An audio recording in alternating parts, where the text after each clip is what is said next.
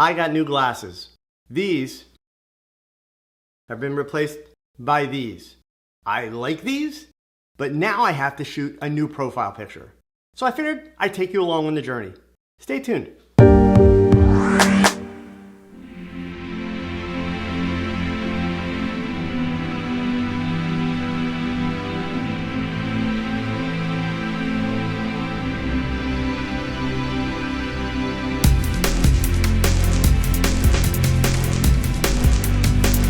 Wait a minute, we can't set up for this shot until we have a clear understanding of the task at hand.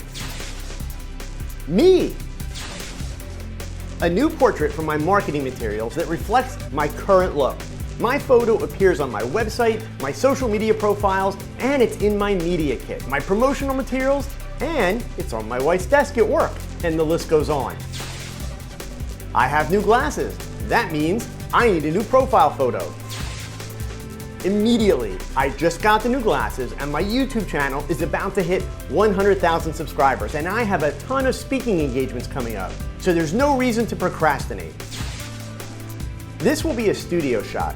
My body double isn't available to do that sexy outdoor natural light session that I would have really liked to do, so we'll keep it simple.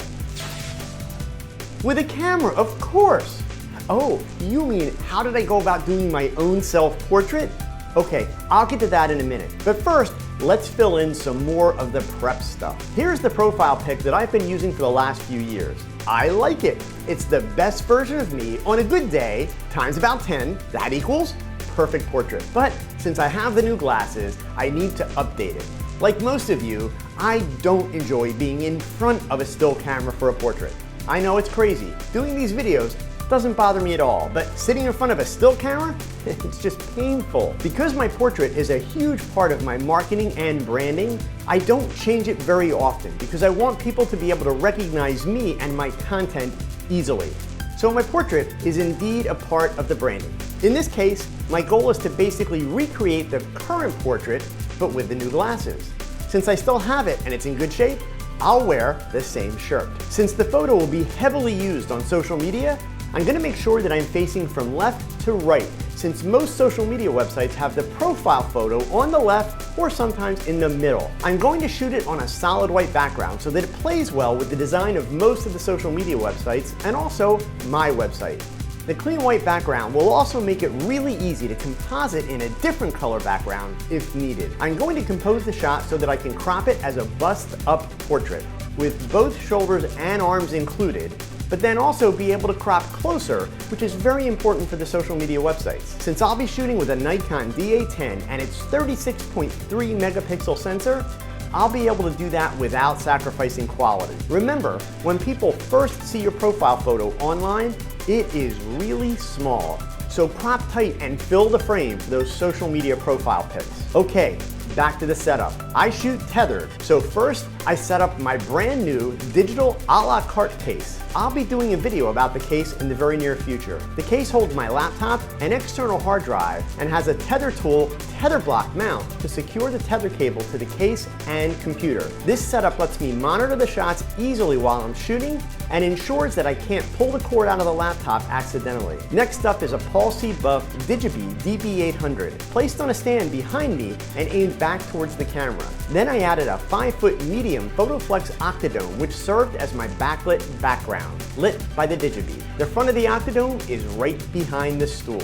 As I assemble this gear on set, I'm going to check from time to time that things are in a workable spot so that I can see and operate them from the stool. Since this is a self-portrait, I'm shooting with my Nikon D810 mounted on a tripod. The camera angle for this shot is high, so the camera with a 50mm f1.8 lens attached is looking down on me. Now, shooting a portrait with a full-frame camera and a 50mm lens is not a traditional choice. In this case, it is a very conscious decision. The high camera angle with the short lens gives the image a slight caricature feel, and since my really big head is closer to the camera lens, well, it makes my body look smaller in relationship. In other words, how to make the camera remove 10 pounds instead of adding it. Next, I added my Tether Tools cable using a tether block by Tether Tools. I'm able to get a solid and secure connection that won't pull out of the D810 or cause damage to the data port. I'll be using Capture One Pro software on the laptop to manage the downloads, and they are immediately saved to an external Thunderbolt hard drive on download.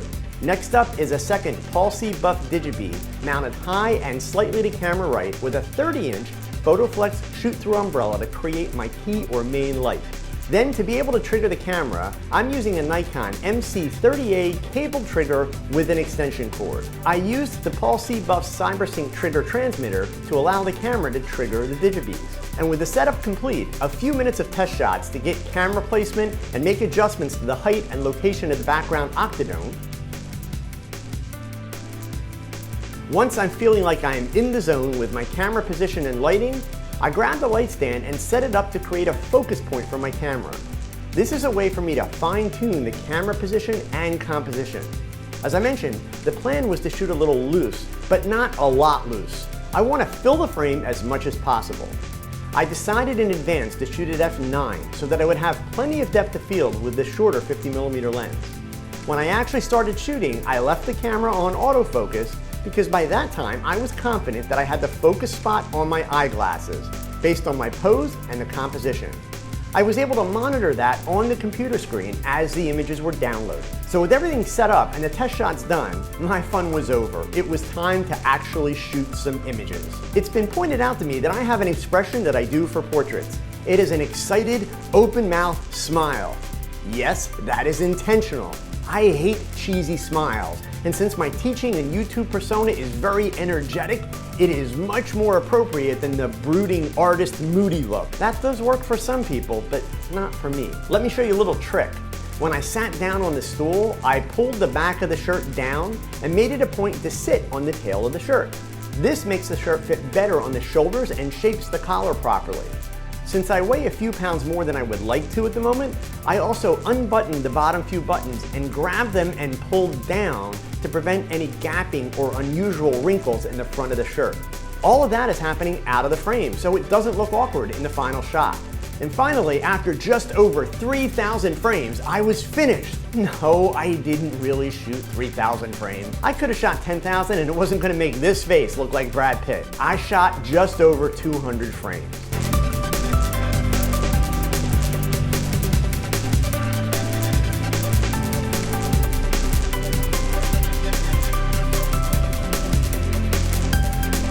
And the final result, here is the old shot, here is the new shot. Straight out of camera.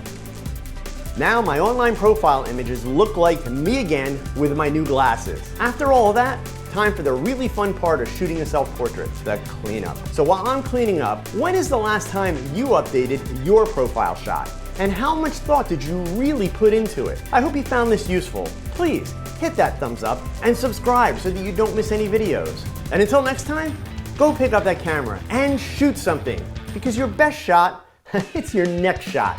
So keep learning, keep thinking, and keep shooting. Adios.